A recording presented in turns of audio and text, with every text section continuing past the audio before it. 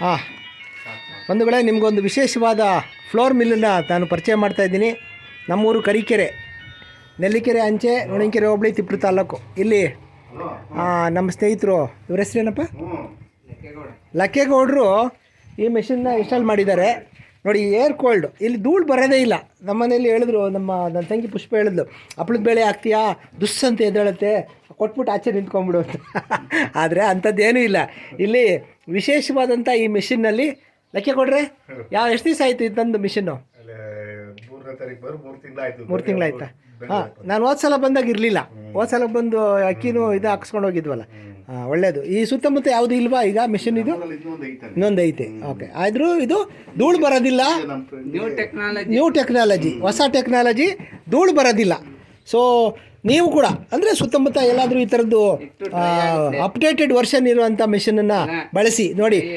ಎಲ್ಲ ಯಂತ್ರೋಪಕರಣಗಳಲ್ಲೂ ಕೂಡ ಹೊಸ ಮಾದರಿಗಳು ಬಂದಿದ್ದಾವೆ. ಅದರಲ್ಲಿ ಈ ಫ್ಲೋರ್ ಮಿಲ್ಲಲ್ಲಿ ಹೊಸ ಮಾದರಿ ಬಂದಿದೆ ಅಂತ ಹೇಳೋದಕ್ಕೆ ನಾನು ನಿಮಗೆ ಇಷ್ಟಪಡ್ತೀನಿ. ನೋಡಿ, ನಾವೇನು ಅದರಲ್ಲಿ ಹಿಡ್ಕೊಂಡು ನಿಂತ್ಕೊಳ್ಬೇಕಂತ ಇಲ್ಲ. ಅದರೊಳಗಡೆ ಫುಲ್ ಕವರ್ ಆಗಿಬಿಡುತ್ತೆ. ಅಲ್ಲಿ ಶೇಖರಣೆ ಆಗಿರುತ್ತೆ. ಸಣ್ಣ ಹಾಕಿದಿರ್ತಾನೆ ಅಲ್ಲ, ಸಣ್ಣ ಇದೆಯಾ? ಹಾಂ, ಸರಿ.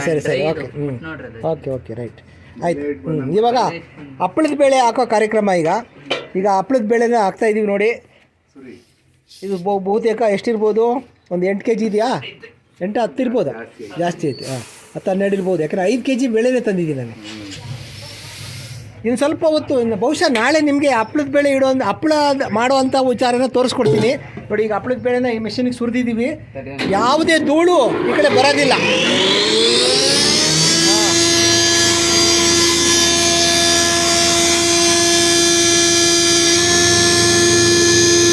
ಈ ವಿಚಾರ ಹೇಳ್ತಾ ನಾನು ಗಂಗಾಧರ್ ಕರೀಕೆರೆ ನೋಡಿ, ಕಲ್ಪತರು ಎಕ್ಸ್ಪ್ರೆಸ್ ನ್ಯೂಸ್ಗೋಸ್ಕರ ಈ ಒಂದು ವಿಡಿಯೋ ಮಾಡಿದ್ದೀನಿ.